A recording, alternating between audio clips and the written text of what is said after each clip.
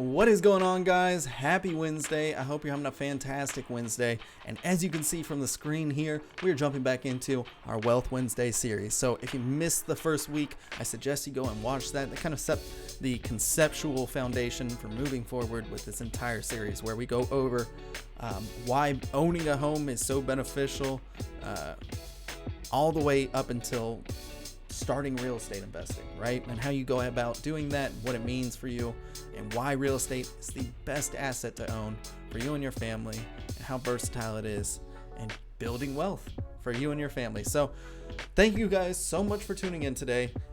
Today we'll be talking about the amortization schedule, right? What your monthly payments look like, how banks make their money, what amortization really means in essence, and we'll be talking about the three major benefits of owning a home based off of what you see right here. So what is amortization? Basically just means banks gonna get their money, right? They always do. They always seem to. It essentially means they're going to weigh their interest, pun intended, right? Weigh their profit more than you building equity and paying off the amount you loaned up front. They're going to weigh that more. So you're going to be paying, as you begin your payments, you're going to be paying much more interest than principal. And as you continue down, you'll see you continue to pay less. More of that payment goes towards your principal rather than your interest. There's a couple of reasons for this, right? One, you are a risk. They are loaning you a ton of money. They do have to make a good business decision, so they're going to make sure they get their money. You could default on your payments. They could foreclose on your house. They could put it up for auction. They're going to estimate they're probably going to get about 80% at auction of what the market value is, rather than if they listed it and waited. I know some banks do that, but generally speaking, they're going to foreclose it, auction it off. It's the quickest way to recoup their money. And it's also, fun fact, why if you pay less than 20% down, they charge you what's called PMI, private mortgage insurance. Basically means that because they anticipate they would only get 80% of the balance, or the principal value, right, the market value, then they need, and you only put 3.5% down. That's 83.5% of $250,000, right? So they need somehow, some way, they need to cover that 17.5% or lower, because you probably did make payments at some point, right? That's why they charge you PMI, because you are a risk, and basically you're paying for their insurance. So if they are losing money, they can go to the insurance company and say, hey, they defaulted on payments, we had to foreclose, we need that spread back. More likely than not, they don't have to issue that. That's how insurance works on the private mortgage insurance. Whole separate beast. But yeah, that so you are a risk to them. On top of that, they don't anticipate you staying in the home for the full 30 years, right? We're assuming a 30-year loan in this scenario right here. They don't anticipate you staying there for 30 years. While it is true, Americans are staying in their homes longer because refinance rates are down. People are not seeing any reason to move homes, because especially since inventory is lower, they figure we'll just refinance and we'll pay less to stay in the same house, and that's that, done and dusted. So people don't want to move as much.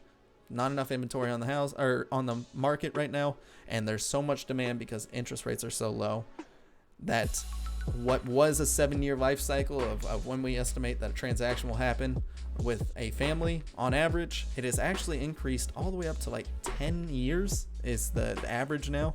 People are just staying in their houses longer. That's why it's harder to find a home. When you stay in your house longer, though, you are paying off more of the principal, which is your stake in the house, right? You're paying off more of that principal balance is what you technically owe the bank when it's all said and done. The interest is what it costs you over time if you don't pay that principal, what it costs you to borrow that money. And if you when you sell the home, right, you pay off that principal balance, then whatever's left over, that's how much you get. So 3 benefits of owning a home. 1, you actually get to see some of that money again, right? Whereas if you're renting, you're paying someone else's mortgage. You're paying them a premium because you have the flexibility of you're only there for 12 months or less if it's month to month, and you're not tied down to a place. So, if you are on the move, renting does make sense in that standpoint, but that's it. Other than that, you should be buying a home because you see some of this money again, right? And the longer you live there, the more of that money you're starting to see at a greater rate. Number 2, your monthly payment stays the same for 30 years if you want to. If you live there for 30 years, it is the same. It doesn't change. They aren't going to increase it on you. It is a fixed rate mortgage.